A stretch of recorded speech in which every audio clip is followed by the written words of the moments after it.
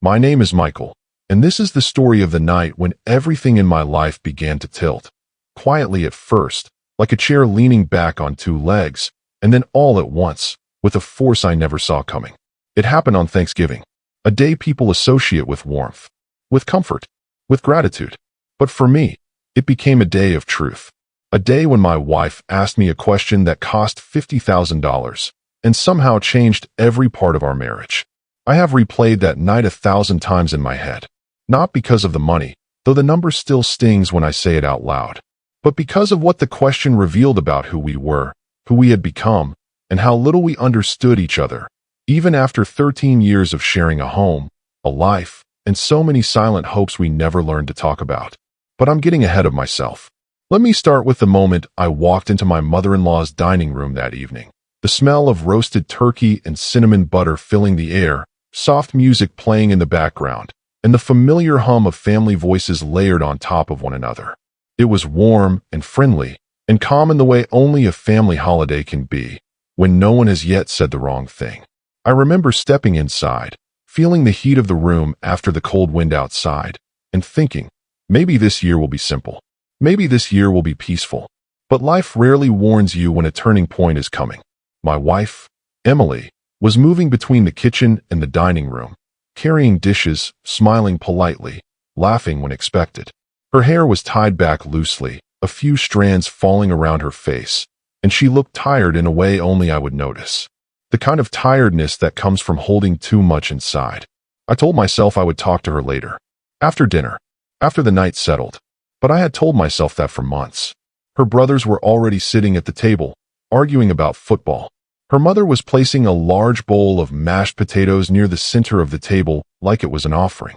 Her father was carving the turkey with exaggerated seriousness, like he was handling a rare artifact. Everything looked normal. Normal is a strange thing. It can hide cracks so thin you don't see them until you step on them and fall through. I kissed Emily on the cheek as she passed me, and she gave me a smile, gentle, polite, almost too small. Not the kind of smile your wife gives you when everything is okay. But again, I told myself we would talk later. When everyone finally sat, the room filled with that familiar chorus of plates scraping, serving spoons clinking, and people interrupting one another with stories they've told every Thanksgiving since forever. Emily sat beside me, quiet. She kept glancing at her hands, rubbing her fingers together like she was trying to warm them even though the room was hot enough to make me loosen my collar. I didn't know it then, but she was preparing herself. There are moments you don't recognize as warnings until they become memories. After everyone had eaten, after the table was covered in crumbs and half-empty glasses and the kind of satisfied quiet that follows a good meal, Emily lifted her head. And she said, softly but clearly, "Can I ask something?" Everything paused. Her family turned to look at her, polite but curious. I looked at her too, feeling something in my chest tighten. She swallowed once, then spoke. Her voice didn't shake. That scared me more than if it had. "Michael," she said, "if someone gave you $50,000 and the condition was that you had to spend it only on yourself, not on me, not on us, not on bills, not on the house, what would you do with it?" It was so quiet that her father stopped cutting the last slice of pumpkin pie. Her brother leaned back slowly, eyebrows rising. Her mother blinked in confusion, as if she had missed the context. But there was no context. There was just the question. Her question. And me. Everyone waited for my answer, but I had no idea what was happening. It felt like stepping onto a stage I didn't know I had been invited to. I could see something in her eyes, something controlled, something searching. She wasn't asking a fun holiday question. She wasn't making small talk. She wanted to know something. About me. About us. About whether I had dreams left, or if I had quietly stopped wanting anything for myself. I could feel all the unspoken things between us rising to the surface, like air bubbles in boiling water. And I froze. I froze because I didn't know the answer. Not a real one. Not an honest one. For so many years my life had narrowed into responsibilities. Work, mortgage, routines, making sure everything functioned. I had stopped thinking about myself in the way she was asking me to. Maybe that is what frightened her. Maybe that is what frightened me. The silence stretched. Her family looked at me like they expected some lighthearted response. A new truck, a vacation, a hobby, something fun. But Emily wasn't looking for fun. She was looking for the truth. And the truth was this. I didn't know what I wanted anymore. Not outside of her. Not outside of us. I opened my mouth and closed it again. Emily watched me, her eyes soft but hurting, like she already knew the answer I was struggling to say. And then, in that silence, in that fragile moment that didn't look like much to anyone else, she whispered something only I heard. Do you ever think about your own life anymore, Michael? My heart dropped, because I didn't know how to answer that, either. And that was the moment everything began to unravel, not with anger or shouting, but with a quiet question at a Thanksgiving table, surrounded by people who had no idea they were witnessing the beginning of the hardest conversation of our marriage. It was the moment that led to everything that came after. The doubts, the nights of talking until our voices were raw, the truths we had avoided for years, and the rebuilding that would change both of us in ways we never expected. But before we reached any of that, I had to answer her question. $50,000. For me alone. How do you answer a question like that when you don't recognize yourself anymore? I looked at her, and for the first time in a long time, I felt fear, not of her, not of judgment, but of what my silence might reveal. The room waited. My wife waited, and I took a breath. That was the beginning of it all. When Emily asked me that question, the entire room seemed to tilt. My hands rested on the edge of the table, but they didn't feel like part of me. I could hear my heartbeat more clearly than the voices around us. $50,000. For me. For my own life. I tried to force myself into an answer, any answer, something that would make the moment pass. Something that would ease the tension in Emily's face. But the truth pressed so heavily against my chest that the words wouldn't come. I swallowed, feeling the dryness in my throat, and finally said the only thing that felt honest. I don't know. The room reacted before Emily did. Her brother Mark let out a little laugh, the kind people make when they think something awkward is also harmless. You don't know, he said. Come on, Mike. Everyone has a dream purchase. A boat, a car, a trip, something. I couldn't blame him. To him, it was just a question. Just small talk with a number attached, the kind of thing families say over dessert to keep the evening going. But Emily wasn't smiling. She wasn't amused. She kept her eyes on me, and there was something in her stare that said this moment meant more to her than anyone else understood. I felt exposed, not in an embarrassing way, but in a way that made me realize how much of my life had been built on quiet endurance, on the idea that my job was simply to keep things moving, keep the bills paid, keep the roof steady, keep the world calm. I had forgotten, somewhere along the line, that I was still a person with wants of my own. I really don't know. I repeated, softer this time. Her mother tried to smooth over the tension with a gentle smile. That's all right, dear. Some people just don't have a big wish list. Emily's eyes flicked toward her mother, then back to me. She knew better. She knew I wasn't a man without wants. I was a man who had taught himself not to ask for anything. I cleared my throat and tried to give a more reasonable answer, something normal. I guess maybe I'd take a trip somewhere. See a place I've never been. Maybe somewhere quiet. It was vague, weak, lifeless.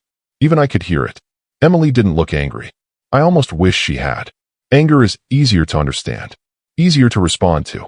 Instead, her eyes looked tired. Not the physical tiredness from carrying dishes or hosting family, but the tiredness of someone who has tried for a long time to reach a place they can't find anymore. She nodded just slightly and looked down at her plate. Dinner continued around us. Stories, jokes, slices of pie, passing dishes, clinking forks. But we were silent. Two people sitting inches apart, yet somehow the farthest apart we had been in years. Every few minutes, she would look at her hands again, her wedding ring, her fingers pressed together, like she was holding something fragile inside her palms. And every time I glanced at her, I felt that same tight ache in my chest, the feeling that I was missing something. That her question wasn't just a curiosity. It was a doorway she had opened, one she had wanted me to walk through, but I had stopped in the frame, unsure of what waited on the other side. When it was finally time for everyone to leave the table, Emily stood up quietly and began gathering plates. She didn't ask me for help. She didn't look at me again. I stood too, because sitting there felt unbearable. But I didn't follow her to the kitchen. I didn't know if she wanted me to. Instead, I walked to the living room where her brothers were setting up a football game on the TV. They were loud, relaxed, still full of the warmth of dinner. I felt like I was watching the night through a window instead of living it. I sat on the edge of the couch, pretending to pay attention, but all I could hear was the clatter of dishes in the kitchen. Emily wasn't talking. Her silence had a gravity to it, a pull strong enough to bend the entire night around it. After a few minutes, her father walked over and stood beside me. He didn't sit. He didn't look at me directly. He just spoke in that quiet way older men have when they're trying to offer understanding without prying. "You know," he said, "Emily's always been the type to ask questions she's been thinking about for a while." I nodded, unsure if he meant it as comfort or warning. "She's like her mother in that way," he continued. "When something's on her mind, she doesn't ask out of curiosity. She asks because she's hoping someone will meet her halfway." He sighed softly. "It took me a few years to figure that out with my wife."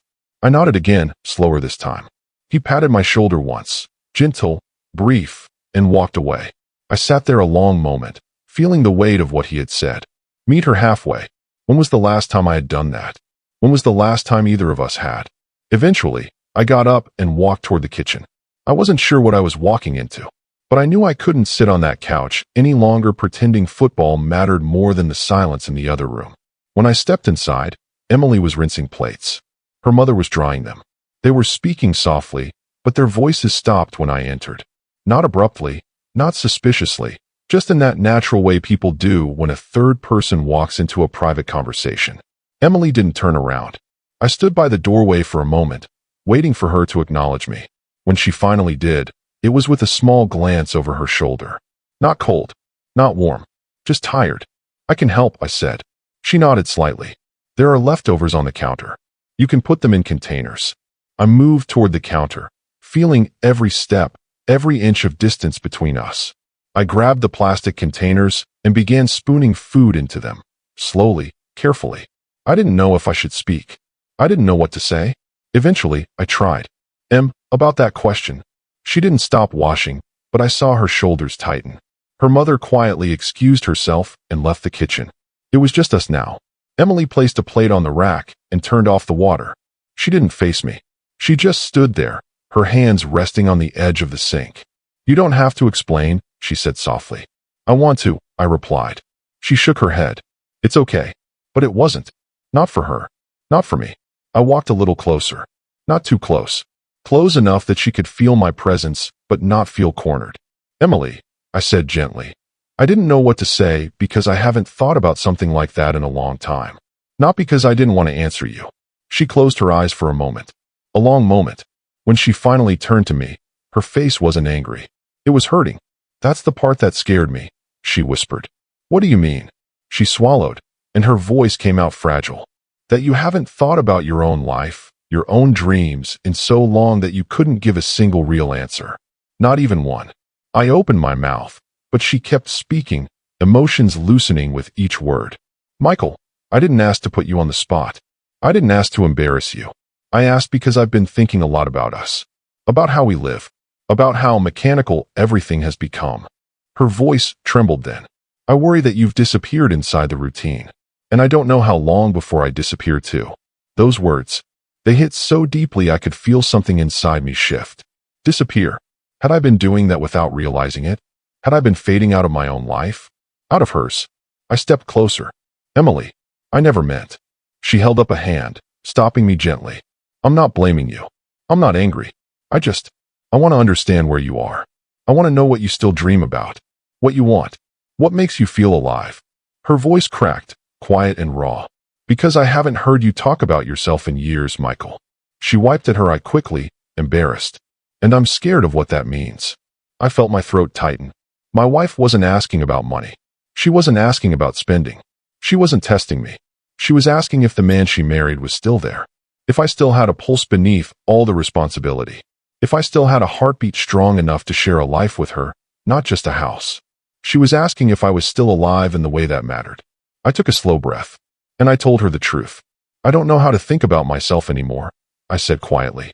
"Not because I don't want to, but because somewhere along the way, I convinced myself it wasn't my place to want things. My job was to provide, to protect, to stay steady." Emily's lips parted, but she didn't speak. I continued. "I think I stopped looking at my own life because I thought it was selfish to do anything else." Her eyes softened. "Michael," she whispered, "it isn't selfish to want something for yourself. It's human." I nodded slowly. She stepped closer. I don't need you to have a perfect answer, she said. I don't need you to know exactly what you want. I just need to know that you still want something, that there's still a point inside you that you're moving toward. Her voice was quiet but steady. I need to know that the man I love is still dreaming. And there it was. The truth. The heart of everything. The reason the question mattered to her. I looked at her, really looked at her.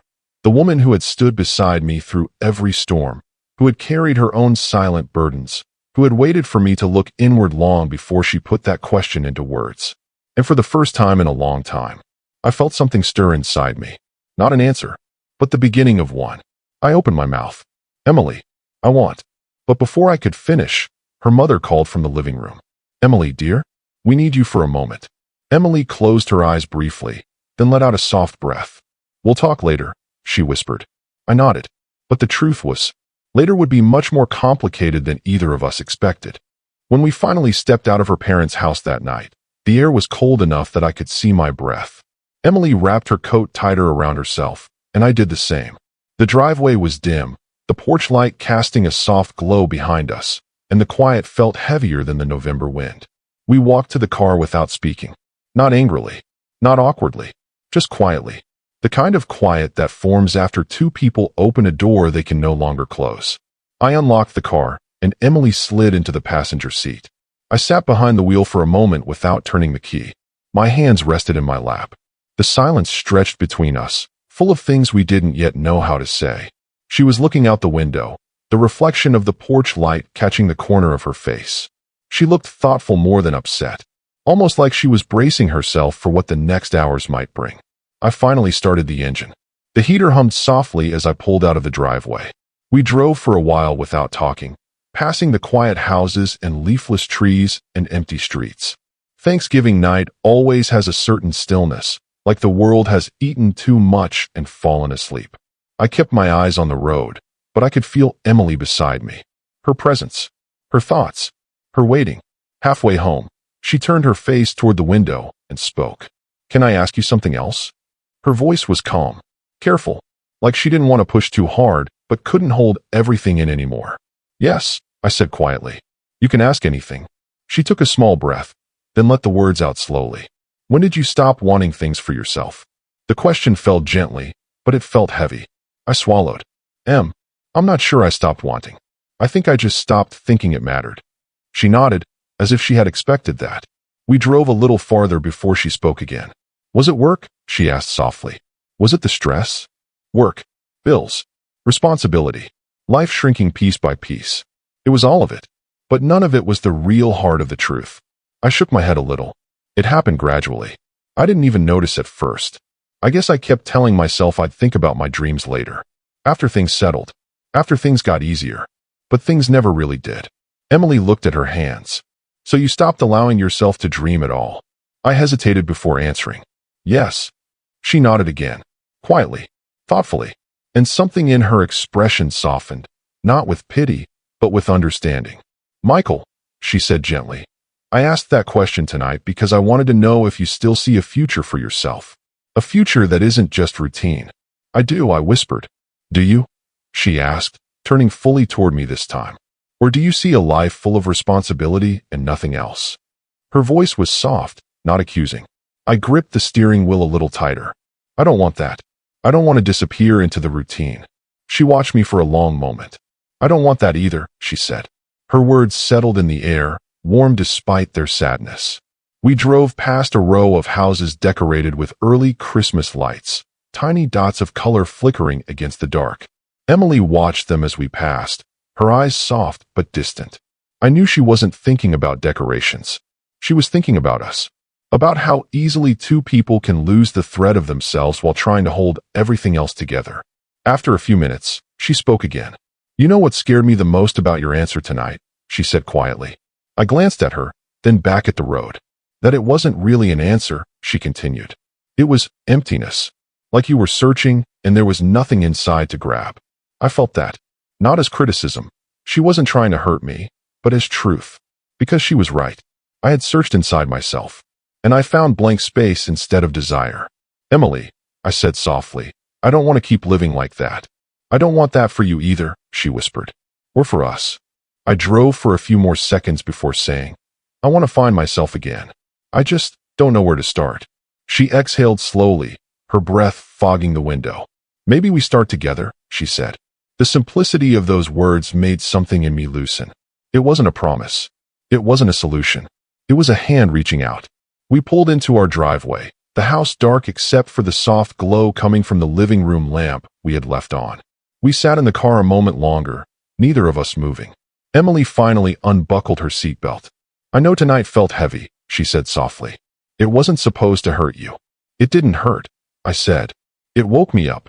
She gave me a small, sad smile. I'm glad, she whispered. We got out of the car and walked to the front door together. Our footsteps were quiet on the pavement.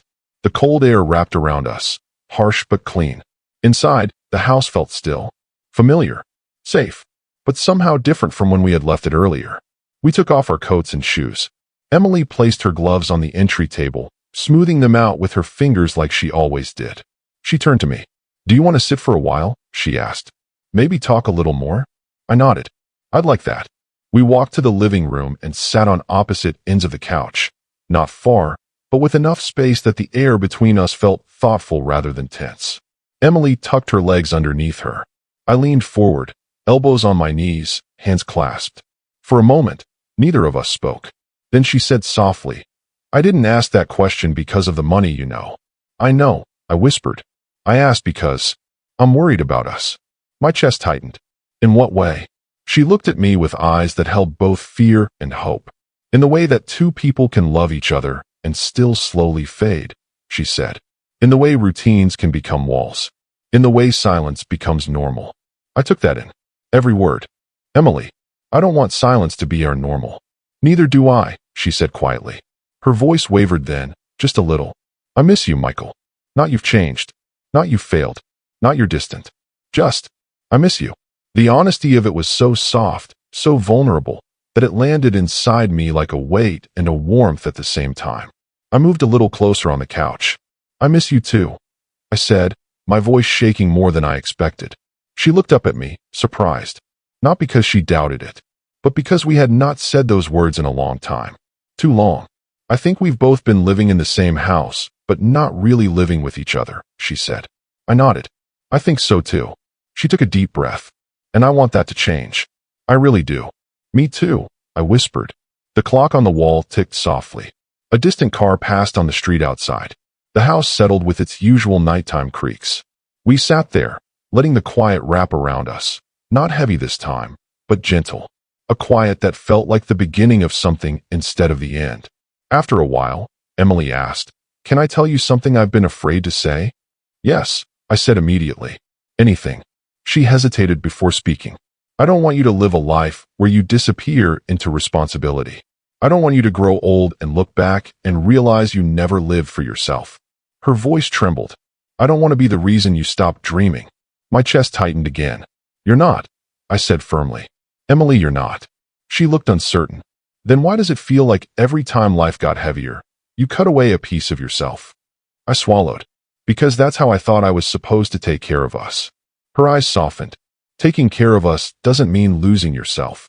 I know that now, I whispered. She reached out then, slowly, carefully, and placed her hand on top of mine. Her touch was gentle, warm, real. Then let's figure it out together, she said softly. I nodded, and for the first time in months, maybe years, I felt like something inside me was beginning to wake up. Not fully, not clearly, but enough to feel the first spark of life again. We sat like that a long time, holding hands in the quiet, our hearts shifting into a softer rhythm. The night wasn't fixed. Nothing magical had happened. No perfect answers had been found. But something had changed. We had stepped back into each other's lives, back into each other's hearts. And tomorrow, we would have the hardest conversation of all. The one about why everything had become so silent between us. The one about how to rebuild. The one about how to find ourselves again, together. Michael. I woke up the morning after Thanksgiving with a heaviness in my chest that felt like it had settled there while I slept.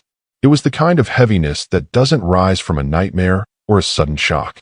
It comes from something slow, something long building, something that finally reached its breaking point. I opened my eyes, and even before I fully remembered what had happened the night before, I felt that weight, like my heart already knew before my mind had caught up. When the memories did return, they didn't rush in all at once. They came in pieces. First the room, then the silence, then Sarah's eyes. The way she looked at me when she asked that question. That single question that seemed to split everything open. Do you think I'm worth investing in? My chest tightened all over again as the words echoed in my mind. It sounded even heavier in the morning light.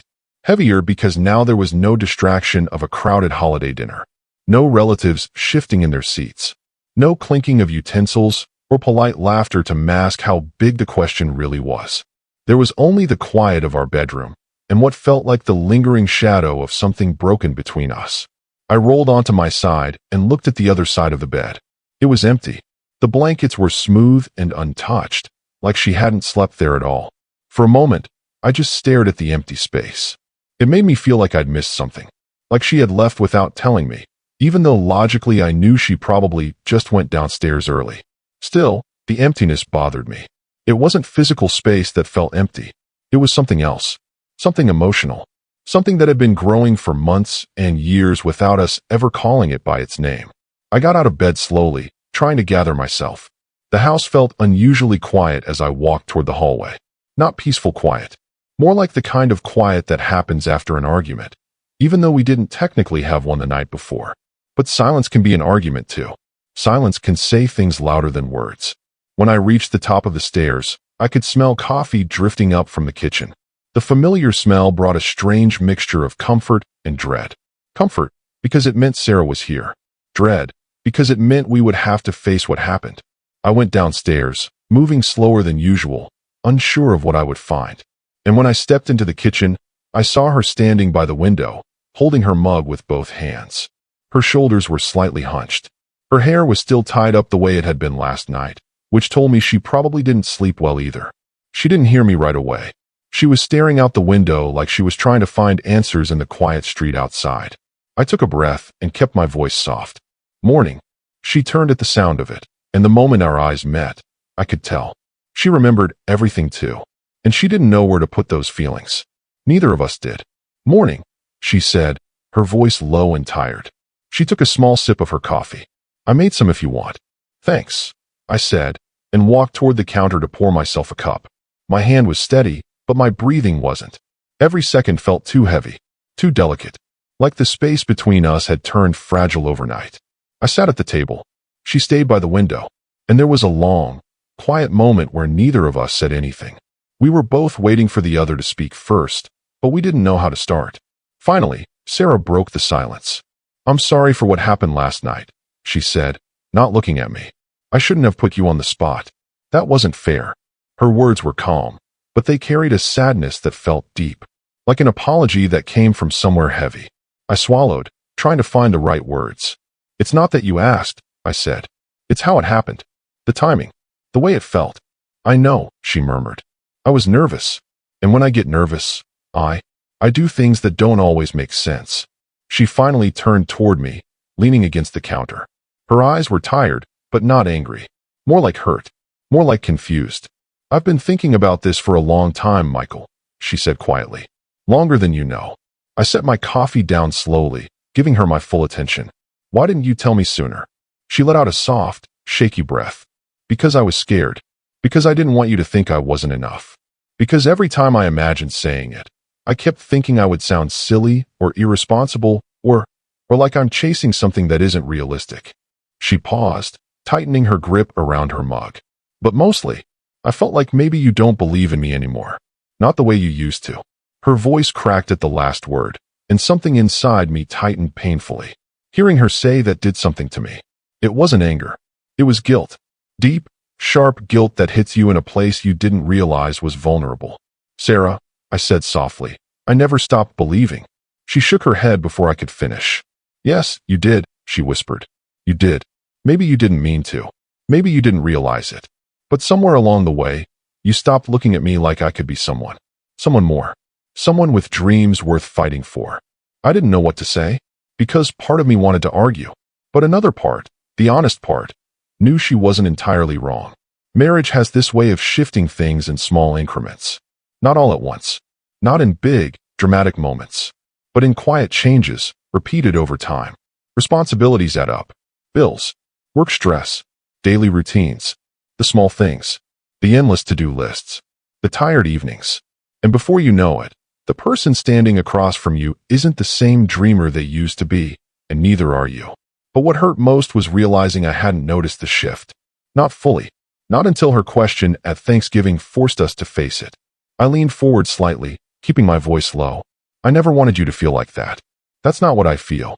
That's not what I think of you. She looked down at her mug again, like she didn't quite believe me yet. I know you love me, she said quietly. That's not the question. But love isn't always enough when it comes to dreams. Sometimes people love each other deeply, but still stop imagining a bigger future together. And I think maybe that happened to us. Her honesty hurt, not because she was wrong, but because she was brave enough to say something I had avoided. I don't want that, I said. I don't want us to stop dreaming.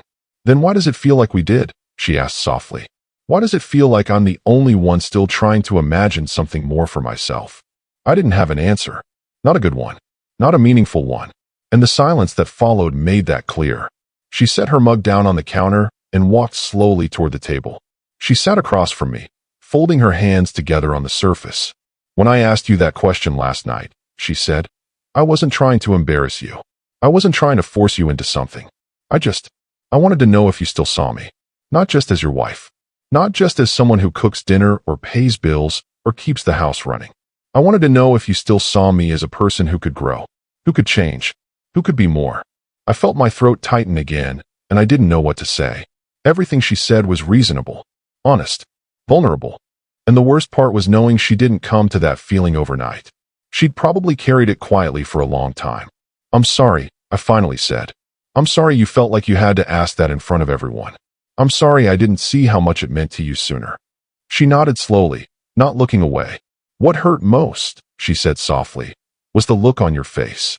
You didn't even hesitate because you weren't sure. You hesitated because you were shocked I even asked. Like my dreams weren't something you expected to be included in our life together. Her voice trembled slightly. That's the part that broke me. I looked down at my hands, feeling something inside me unravel. She was right. I had looked shocked. Not because she asked, but because I hadn't seen it coming. I had been so wrapped in the rhythm of our life, the safety of routine, that I forgot to imagine more for her. I want to do better, I said quietly. Not just for you. For us. I want to understand what this dream is. What you're trying to build. What you're hoping for.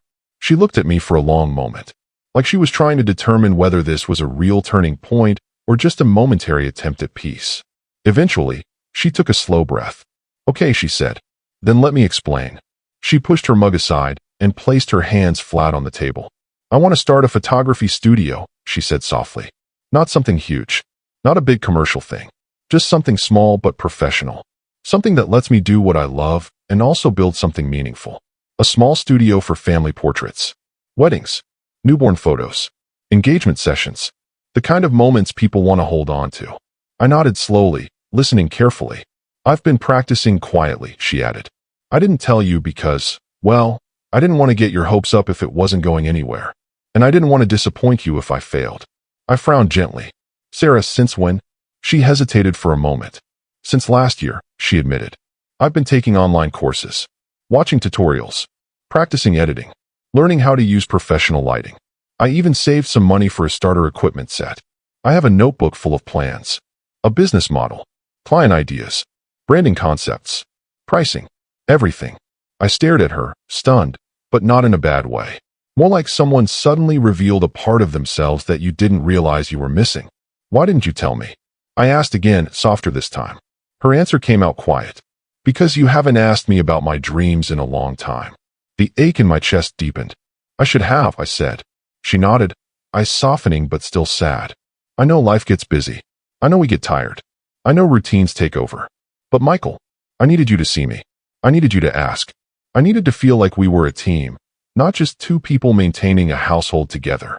She folded her hands again, her voice barely above a whisper. And I think, somewhere along the way, we stopped checking in on each other's hearts. Her words hung in the air, heavy but true. I want to support you, I said. I mean that.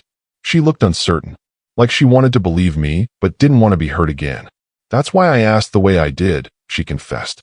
I didn't want you to give me an answer you prepared. I wanted the real one. I wanted to see if you actually believed in me, or if you were going to hesitate because it wasn't part of the life you were imagining. Her eyes met mine, and when you hesitated, I felt like I already knew. I shook my head gently. I hesitated because I felt blindsided, not because I doubted you. I know, she said. I do. But feelings don't care about logic. Not in the moment. We sat there in another silence, but a softer one this time. Not sharp or defensive.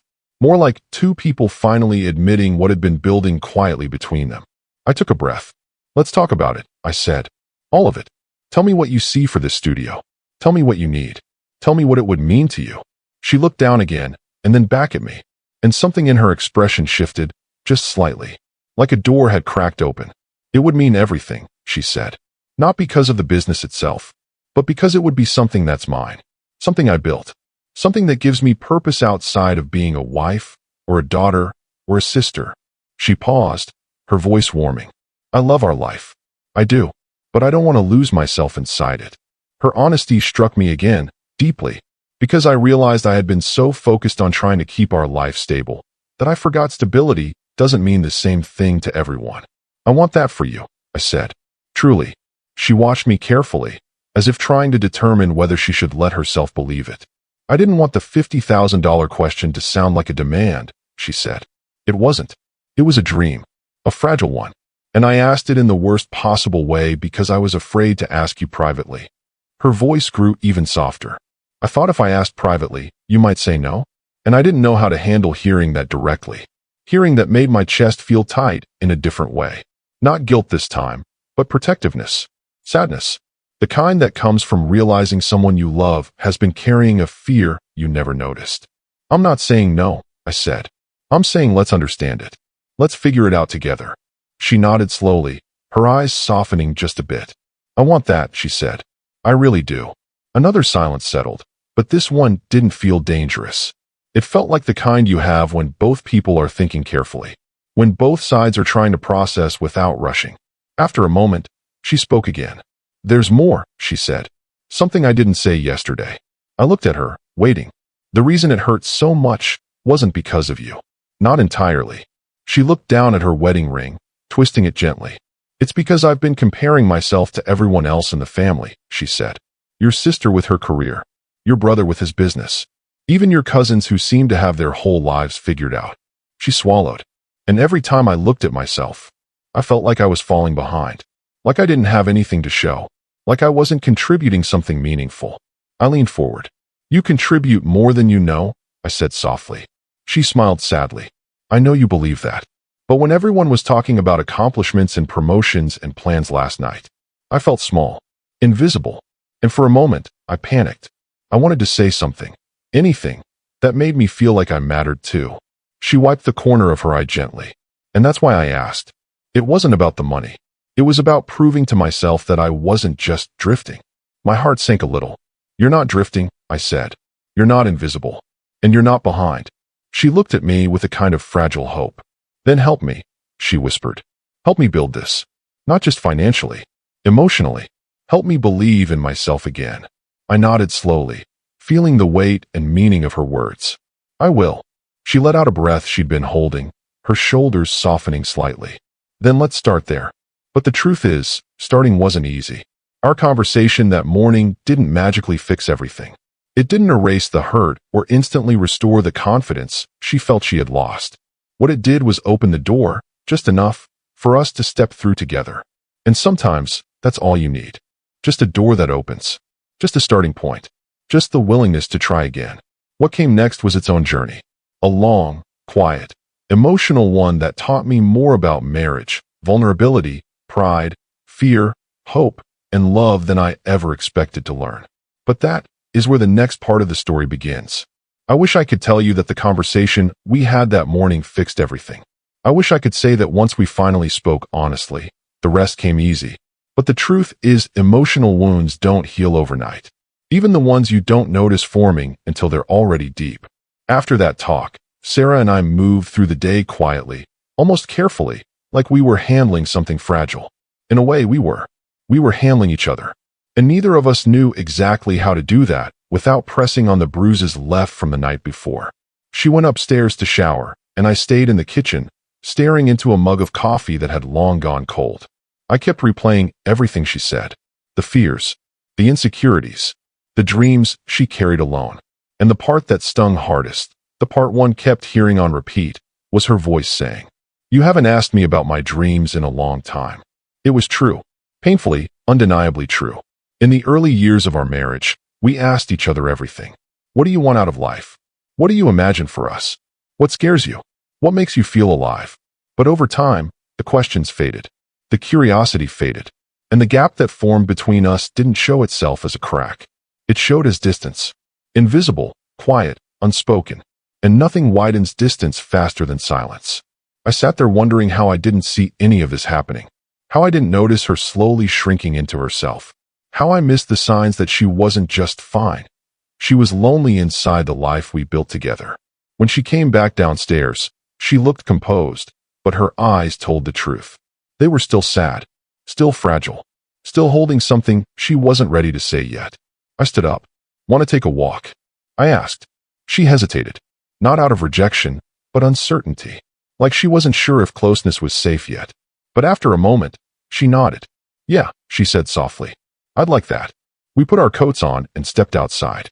The air was chilly, the kind of cold that wakes you up but doesn't bite. Neighborhoods always look different after holidays. Quieter, slower, like the world is catching its breath after all the noise. We walked a few houses down without saying anything. It was an uncomfortable silence. More like we were adjusting to being next to each other again. Like we were remembering how to walk side by side, without carrying invisible weight between us. After a while, she spoke first. "I didn't sleep much." I figured, I admitted. "Me neither." She let out a soft breath. Not annoyed. More like she was letting some truth escape her chest. "I kept thinking about the way you looked at me when I asked the question," she said. "I know you didn't mean to hurt me, but it felt like a door closing." I swallowed. "I'm sorry, Sarah. I'm not asking for an apology," she said quickly. "I just need you to understand how it felt." "I do," I said. And for once, I really meant it. We walked a little more, passing a house that still had Thanksgiving lights dangling from the porch. I shoved my hands in my pockets. Sarah pulled her sleeves over her fingers, something she always did when she was anxious. After a long pause, she said, "You know what the hardest part was?" I asked that question because I wanted to feel seen. But the moment I did, I felt exposed instead. Like everyone at that table suddenly had a window into the one thing I've been insecure about. I looked at her, and a wave of guilt washed over me. "When you said the number," she continued, "I saw the surprise in everyone's faces. And I know it wasn't their fault. It was mine. I didn't ask it the right way. I didn't bring it up privately. But I guess a part of me thought if you believed in me strongly enough, the setting wouldn't matter." I rubbed my thumb against my palm, processing her words. "I believe in you," I said quietly. "I know I didn't show it well yesterday, but I do. You're talented. You're thoughtful. You're capable." She looked at me, searching my face. "Then why didn't you ask me what I wanted sooner? Why did I have to wait until a moment like that?" The truth was painful, but it was simple. "I didn't realize you were waiting." She turned away slightly, and I saw her blink hard, not to hide tears, but to keep them from falling. "Michael," she whispered, "I've been waiting for years." We stopped walking, not because we meant to, but because that sentence landed like something heavy between us. She wrapped her arms around herself, staring at the sidewalk. "I kept thinking you'd ask eventually," she said. "Maybe after dinner one night. Maybe on a slow Sunday morning. Maybe on a drive. Just any moment where you'd look at me and wonder if I still had dreams." She swallowed. "But you didn't." I felt something inside me crack, not a defensive crack, not anger, a realization. A painful, quiet realization. Sometimes hurting someone doesn't take harsh words or arguments. Sometimes it happens by simply not paying attention. I stepped closer to her, keeping my voice low. "I wasn't ignoring you. I wasn't trying to make you feel small. I just thought we were comfortable. I thought we were settled. I thought that was enough." She closed her eyes for a moment. "I know," she whispered. "But comfort can feel like neglect if you aren't careful." That hit me harder than anything else she said. Comfort can feel like neglect. We stood there in silence for a long moment, the cold air hanging around us. She finally spoke again. "You know, there's something I didn't tell you last night. I had clients lined up for test shoots. Nothing big, just friends. Some neighbors. I did a few sessions already. I even edited the photos quietly at night after you fell asleep. I felt a strange mix of admiration and sadness. Why didn't you show me? Because, she said gently, every time I thought about showing you, I felt nervous. Like if you didn't like them, I'd lose the little confidence I was trying to build. That's not fair to you, I said. It's not that, she corrected softly. It's that I didn't know how much space I had to dream. Not with words, with actions. We continued walking, slower this time. You want to see them? She asked suddenly. I nodded. I'd love to. She didn't smile. Not yet. But I saw something soften in her eyes. A flicker of hope. Small, but present. We walked back home, quietly but closer than before. Not touching, but the distance between us felt different now. Less like a divide and more like something we were consciously trying to close. When we reached the living room, she opened her laptop and pulled up a folder labeled Lightwork Drafts. I hadn't seen the name before, but it fit her. Gentle, warm, creative. I didn't think you'd ever see these, she said. I sat beside her, not too close, but close enough to show I was here, fully. She opened the first photo. And I'll be honest, I wasn't prepared for what I saw. It was beautiful, not just technically, emotionally. It was a picture of our neighbor's little girl, laughing mid-spin, hair flying, sunlight catching on her cheeks. There was something honest in it, something joyful, something alive. These are incredible, I murmured. She shook her head. They're okay. No, I said firmly, turning to her. They're really, really good. She blinked, like she wasn't expecting that. You mean that? I do. She opened the next set, and the next, and each one held something different. A sense of warmth. A story. A quiet beauty that was unmistakably her. The more I saw, the worse I felt for not asking sooner. We went through every set, and by the last one, her shoulders had dropped, the tension slowly melting away. Not completely, but enough that she wasn't holding her breath anymore. When she closed the laptop, she kept her hands resting on the cover. Thank you, she whispered. For what? For looking. For caring. For not brushing it off. I shook my head. I should have done this a long time ago. It's okay, she said softly. We're here now. Another silence followed, but this one felt like the gentle kind, the kind that lets something settle in a good way. I want to support you, I said again, this time with more certainty. Not because you asked, not because you need permission, but because I want to be part of this dream. With you. She looked at me, eyes shining a little, not from sadness, but from something like relief. I want that too, she said. I've always wanted that. I nodded. We'll figure out the money. We'll figure out the space. We'll take it one step at a time. But I want to do it together. Not as a reaction to last night. As a commitment. She inhaled deeply, like she hadn't taken a full breath in months. Okay, she whispered. Together. And for the first time since Thanksgiving night. It felt like we weren't drifting apart anymore. It felt like we were finding our way back. Not perfectly. Not instantly. But honestly. And that was enough to begin. I wish I could say that once Sarah and I agreed to do this together, everything between us became easy. But the truth is, once you finally open a door to honesty, a lot of things you've kept hidden begin to show themselves. In the days after Thanksgiving, the house felt different. Not in a dramatic way. More like the walls were listening. Like every quiet moment carried the echo of the conversation we had started. When you've ignored something important for a long time, acknowledging it doesn't make it go away. It makes it louder. We both moved carefully around each other at first. Not out of fear, but out of awareness. We were suddenly paying attention again. To tone. To pauses. To expressions. To all the things we had stopped noticing in the rush of everyday life. And for the first time in a long time, I saw her. Not the version of her I carried in my mind. Not the familiar routine of her. But her. The woman who still wanted to grow. The woman who still dreamed. The woman who had been carrying more loneliness than I realized. It started the morning after Thanksgiving weekend. The sun was barely up when I heard her downstairs. Cabinets opening, footsteps moving back and forth. When I walked down, still half-tired, she was sitting at the dining table with notebooks spread out in front of her. It was the first time I saw them. The pages filled with ideas, sketches of layouts, pricing plans, branding concepts. She had drawn potential studio setups, light diagrams, even the flow of how sessions should go.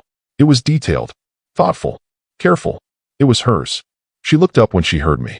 Oh, morning, she said, tucking a loose strand of hair behind her ear. She always did that when she was trying not to seem nervous. "Did you sleep at all?" I asked. "A little," she said. But my mind kept going, and I didn't want to waste the energy. She said it gently, but there was excitement in her voice. Quiet, fragile excitement. The kind you almost feel guilty showing because you don't want to look childish. I sat beside her. "Walk me through it," I said. Her eyes widened slightly, like she didn't expect me to say that so simply. Like part of her still thought I would change my mind or pull away. But I didn't. She turned one of the notebooks toward me. "Okay," she whispered. The next hour became something I didn't realize I missed, listening to her talk about something she loved. She explained how she learned to use manual settings, how she practiced in odd lighting conditions, how she experimented with editing styles until she found one that felt like her voice.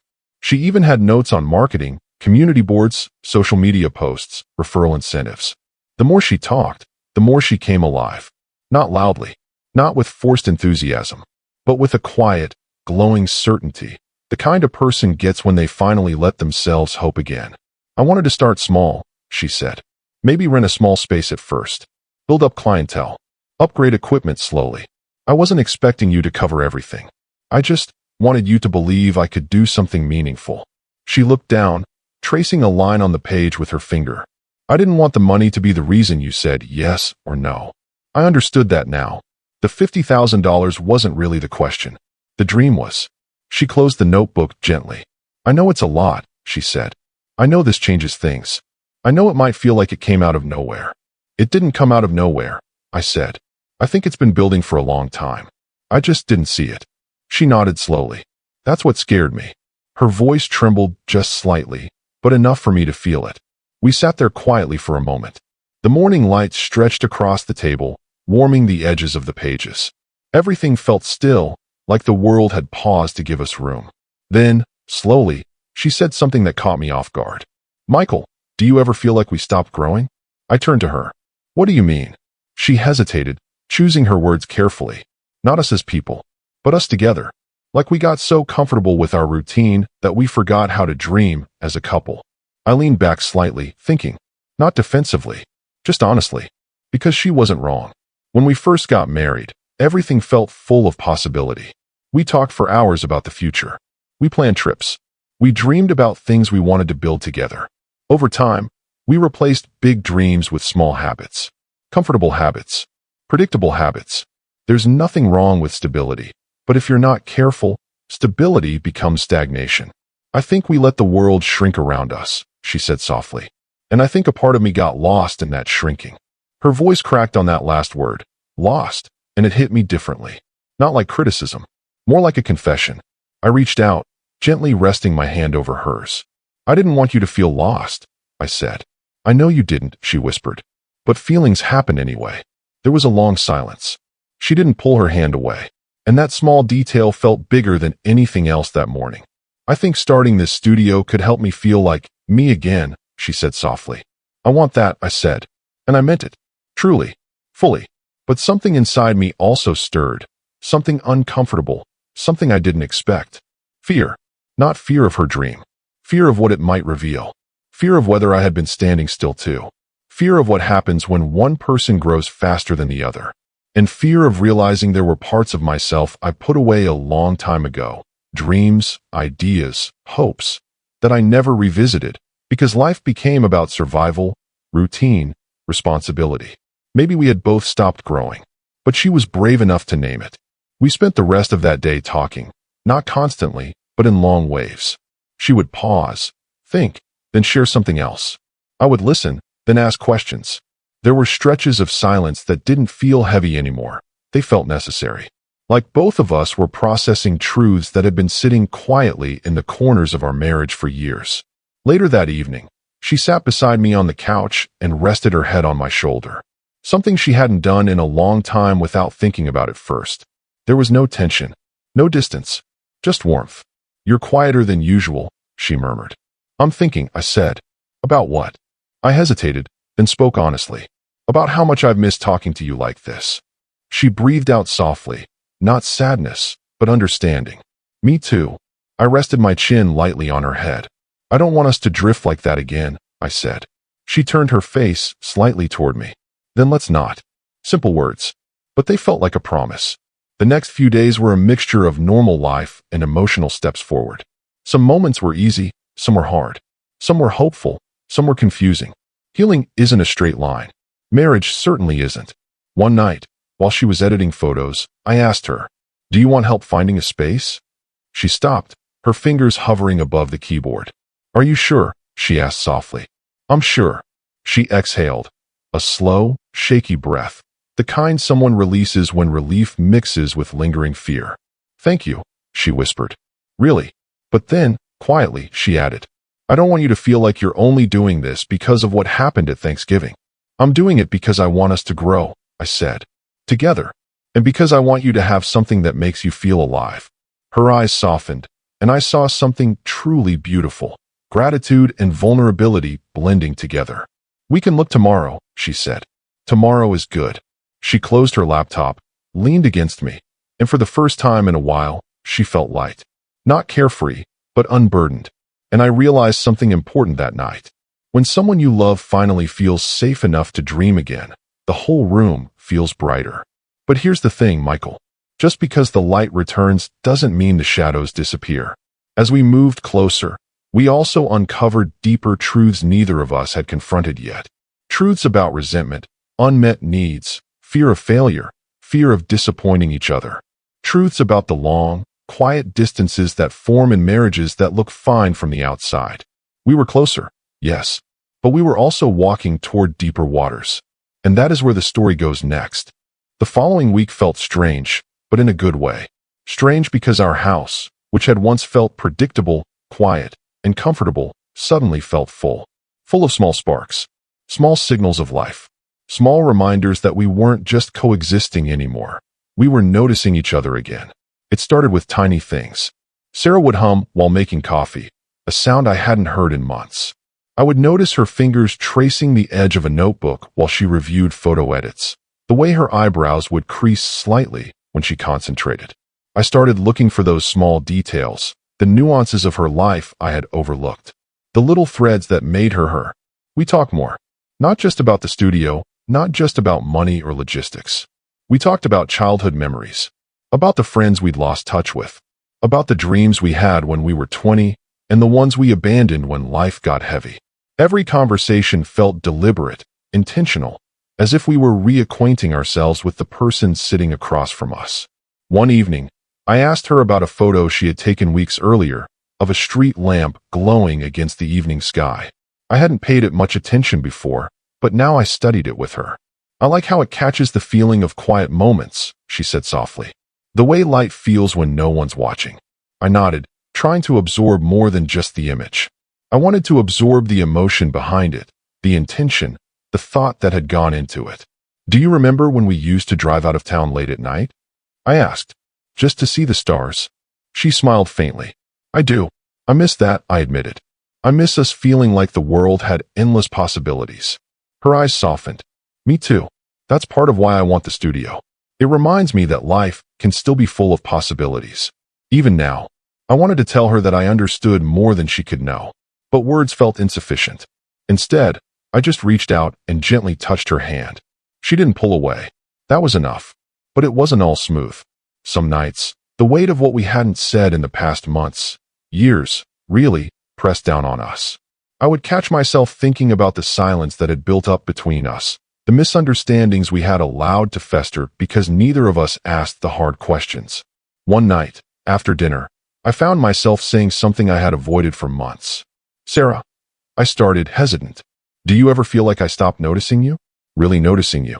She looked up, her expression guarded but curious. "I think about that a lot," she admitted. "Not just that, but the way you stopped noticing me and my needs. My hopes, my fears." I swallowed. My throat felt tight. "I see that now," I said quietly. "I see how I let life get in the way of us noticing each other. And I'm sorry." She nodded slowly. "I needed you to see it. I needed you to acknowledge it.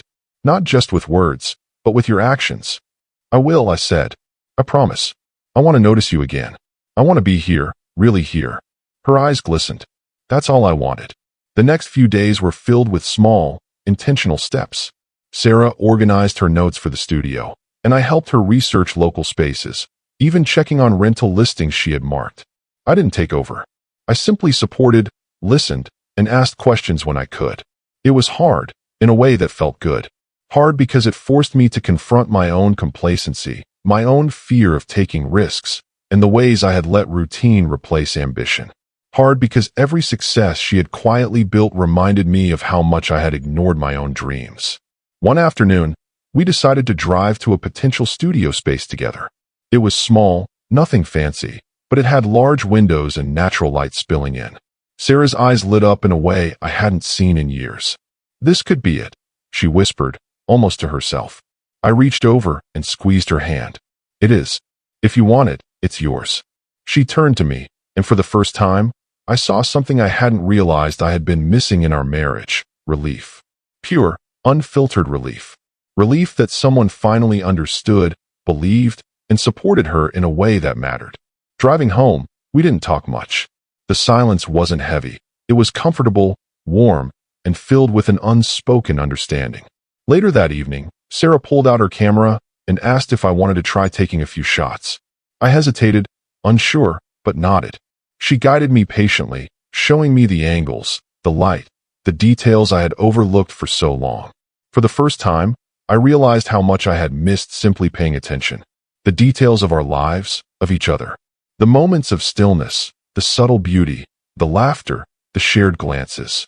By the time we put the camera away, I felt a shift inside me. Not dramatic, not sudden, but deep, quiet. A recognition that if we could rebuild this attention, this care, this belief in each other, we could repair more than just routines. We could repair the spaces inside ourselves we hadn't dared to touch in years. That night, as we lay in bed, Sarah whispered softly, "I feel like we're finally starting to find our way back to each other." I held her hand tightly. "Me too," I whispered. "Me too."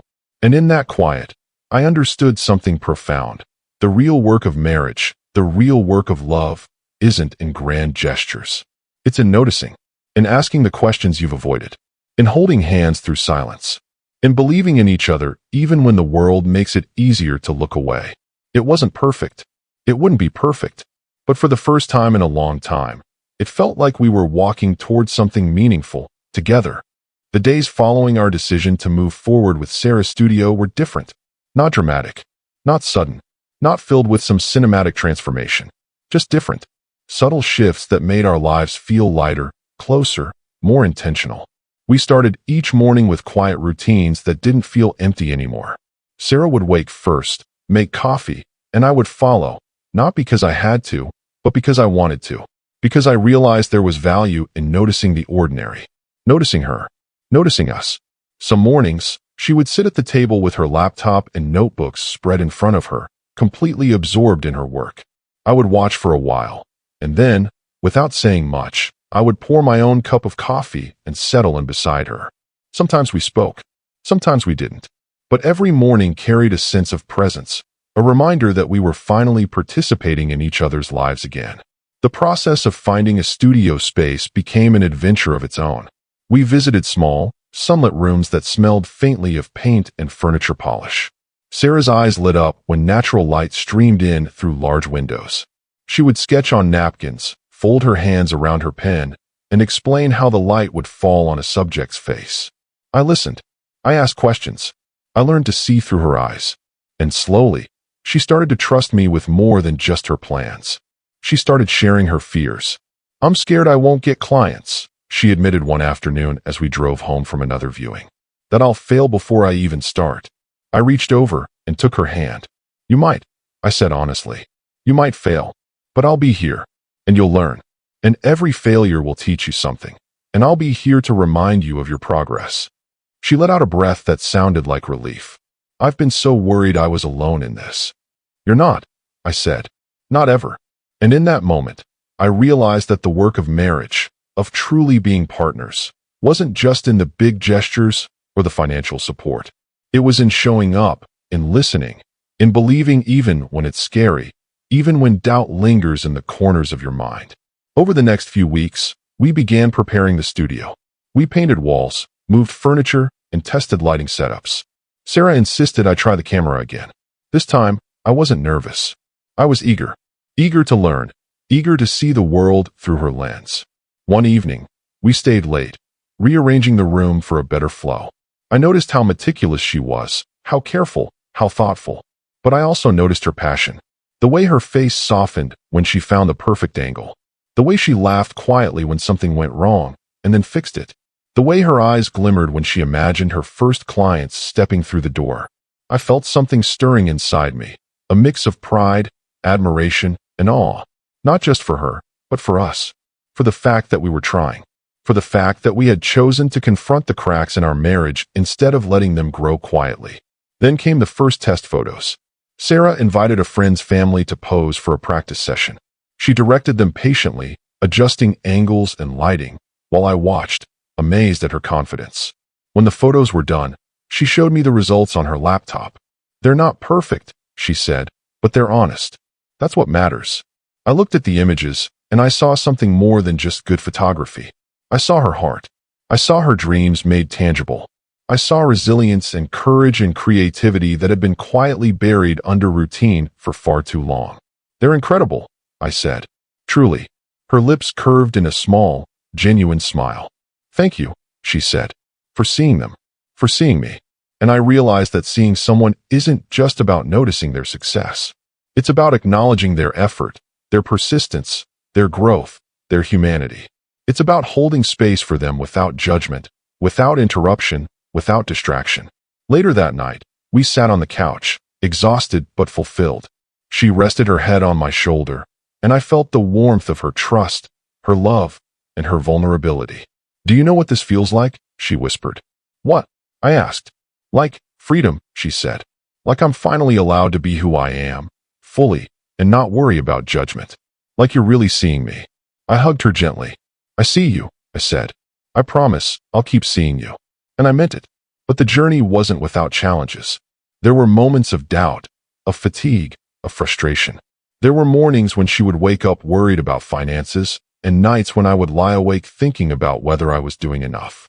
There were arguments, small ones, about scheduling, about responsibilities, about the pace of progress. But each time, we remembered what we had learned in the weeks following Thanksgiving. Communication matters. Presence matters. Belief matters. And so we tried again, and again, and again. One afternoon, after a long day of organizing, Sarah turned to me with tears in her eyes. "I can't believe how far we've come," she said softly. "From last Thanksgiving to this. I feel like I'm finally waking up." I pulled her into a hug. "We've come together," I said. "Not just you alone. We've done this together."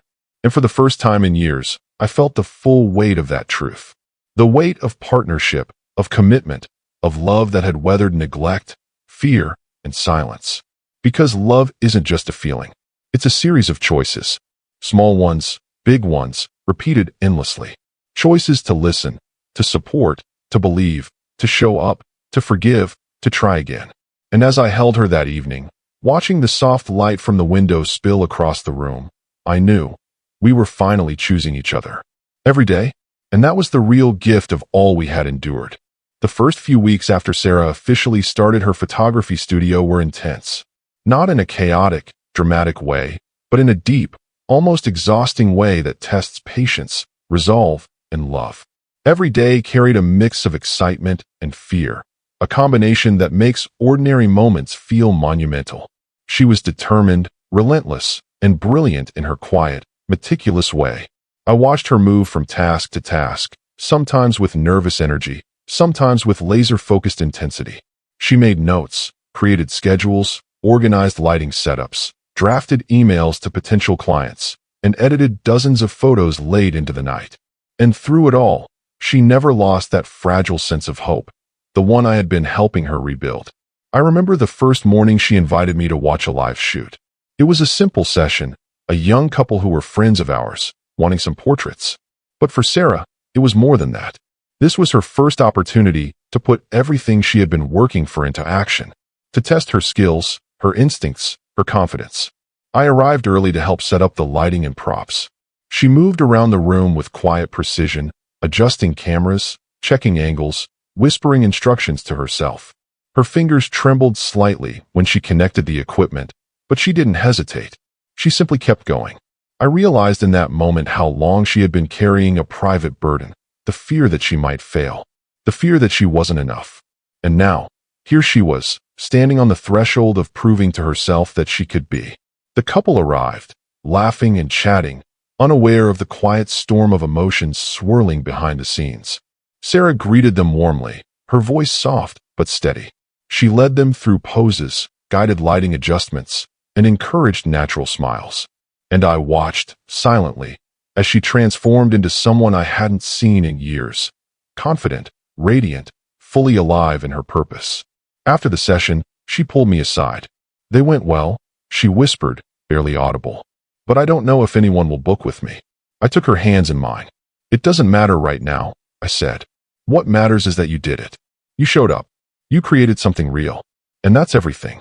Her eyes glistened, and for the first time in weeks, I saw pure relief and pride mixing together in her expression. The next few days were a whirlwind.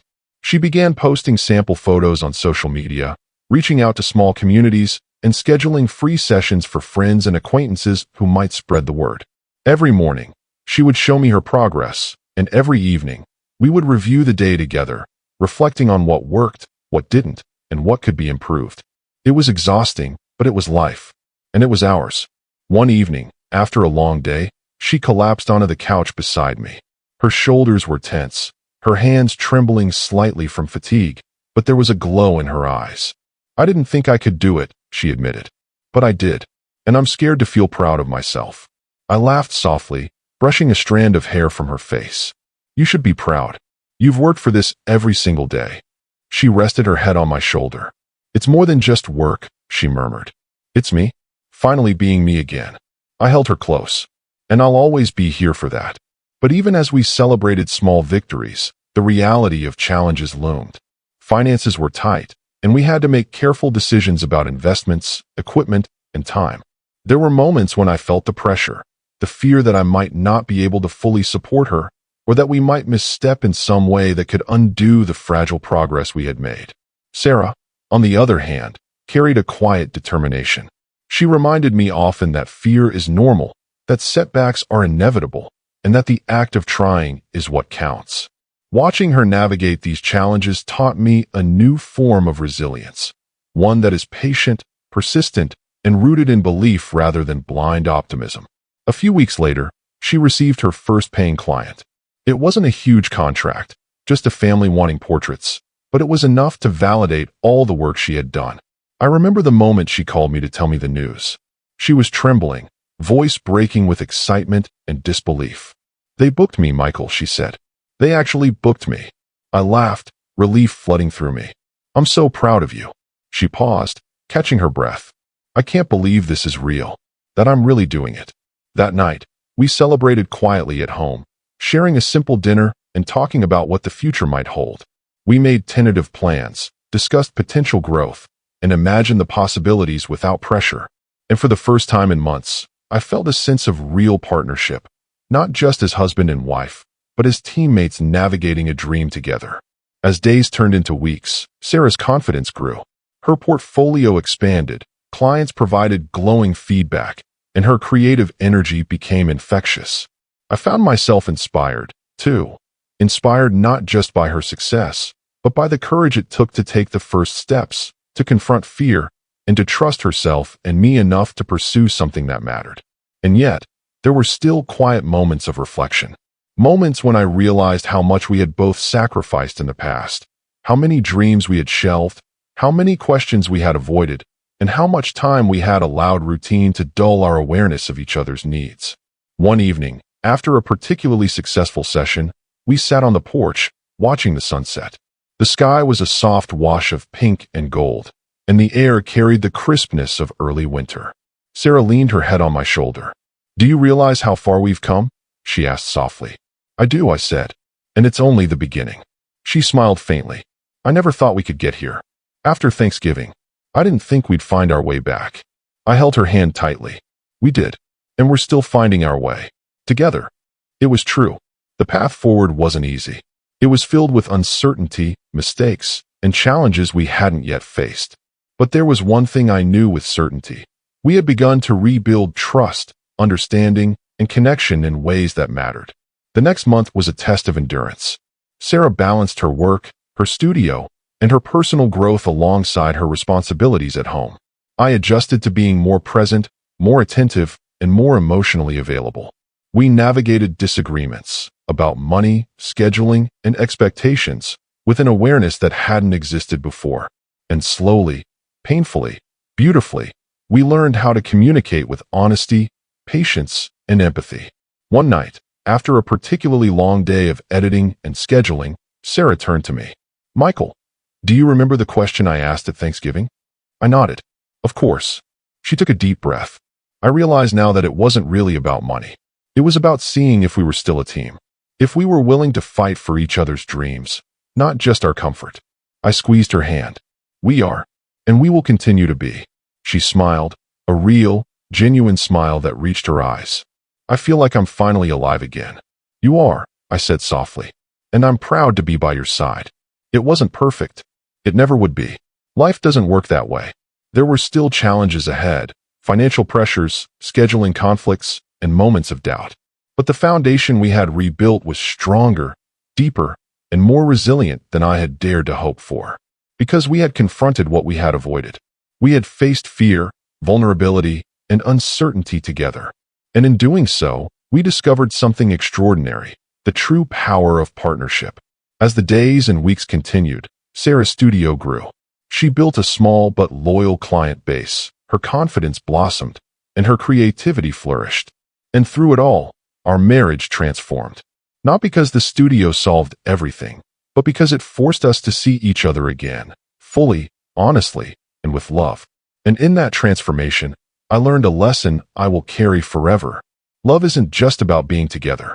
It's about noticing, believing, supporting, listening, choosing each other every single day, even when it's hard, even when fear lingers, even when mistakes are made.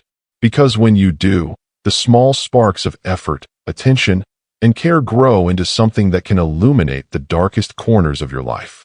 Something that can rebuild trust, hope, and connection, even after years of silence and neglect. And that, I realized, is worth more than any sum of money, any success, or any momentary comfort. It's worth everything. By the time winter began to settle fully over our town, Sarah's studio had become more than just a place for photos. It had become a symbol of patience, of effort, of resilience. Every time I walked past her workspace, I felt a mix of awe and quiet pride. Not just for the work she had accomplished, but for the courage it had taken to confront fear, uncertainty, and self-doubt. Some mornings, I would sit across from her at the kitchen table, coffee in hand, watching her review client sessions or edit photos. The sunlight would fall across her face, highlighting her concentration, her determination. She didn't always notice me watching, but I didn't mind. Because seeing her like this, fully herself, reminded me of how much we had both changed. We still had difficult conversations. They were inevitable. We argued occasionally over money, over time, over priorities. But those arguments no longer carried the weight of years of neglect and misunderstanding. Now, they were rooted in honesty. They were opportunities to listen, to adjust, to understand, rather than to blame or withdraw. One evening, after a particularly busy day, Sarah came into the living room holding a photo she had just printed. The colors were warm, the composition perfect. She looked at me, eyes shining with excitement. "Look at this one," she said softly. "I captured it just like I imagined." I leaned closer. "It's beautiful," I said, truly impressed. "But more than that, it feels like you. Every bit of it."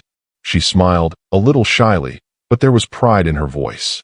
"That's what I was hoping for." I nodded, understanding more than the technical beauty of the image. I understood the effort, the nights of doubt, the quiet moments of perseverance. I understood that this photograph wasn't just about talent. It was about courage, about choosing to pursue something meaningful despite fear, about trusting herself and trusting me to be present through it all. We spent that night sitting together, talking quietly, reflecting on the journey we had taken since that Thanksgiving. The conversation wasn't dramatic, didn't have shocking revelations. It was simple, honest, heartfelt. "I can't believe we got here," Sarah said softly. We did, I said. Step by step. Together. She reached for my hand. Thank you, she whispered, for not giving up on me. On us. I shouldn't have taken so long to notice you, I admitted. But I won't make that mistake again. She squeezed my hand. I feel like we're finally in the right rhythm again. Like we're remembering how to be us. And in that moment, I realized the depth of what we had rebuilt. Not just the studio, not just her confidence, not just the routines of daily life, but the essence of our partnership, the ability to face challenges together, to communicate honestly, to notice, support, and believe in each other every single day. Over the following months, Sarah's business grew steadily. Clients recommended her to friends. Her portfolio expanded. And with each success, our bond deepened. It wasn't flashy or dramatic. It was quiet, persistent, meaningful. We also started creating new rituals. Sunday mornings became our time for walks, long drives, or just sitting together, talking about anything and everything. Small gestures, like sharing a cup of coffee without rushing or checking phones, became sacred. We celebrated wins, big and small, and we comforted each other during setbacks. One evening, after finishing a long editing session, Sarah turned to me with a thoughtful expression. Do you remember what you said after Thanksgiving? She asked. I nodded. About choosing each other every day. She smiled. I finally understand what you meant. It's not just about love. It's about attention, belief, being present, supporting without needing perfection.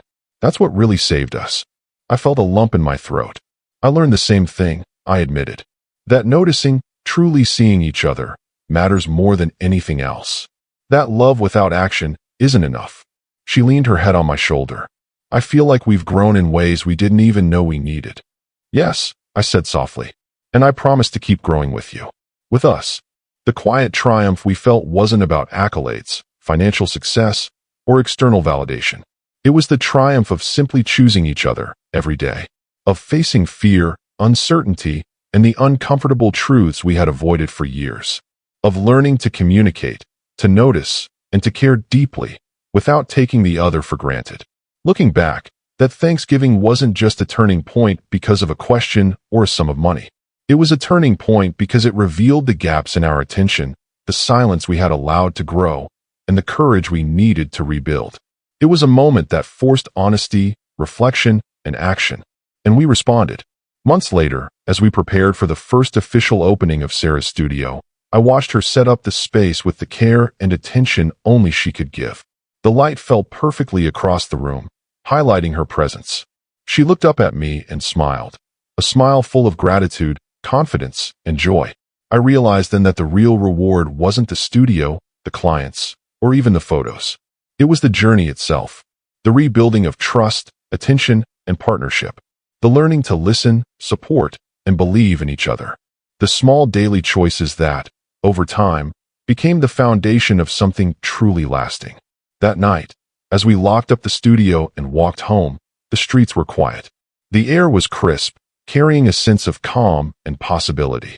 Sarah took my hand, and I held hers firmly. We made it, she whispered. Yes, I said. Together. And in that moment, I understood that love, the quiet, steadfast, resilient love that endures, is not about perfection. It's about presence, attention, belief, and the courage to choose each other every day, even when it's hard. We had stumbled. We had faltered.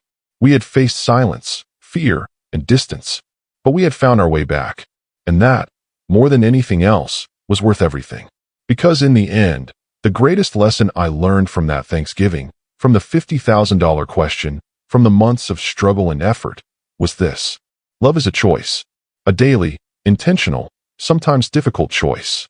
And when you choose the person you love, truly see them, support them, and grow with them, you create something unshakable, something quiet, yet powerful, something that can withstand the tests of life, fear, and time. And that is exactly what we did.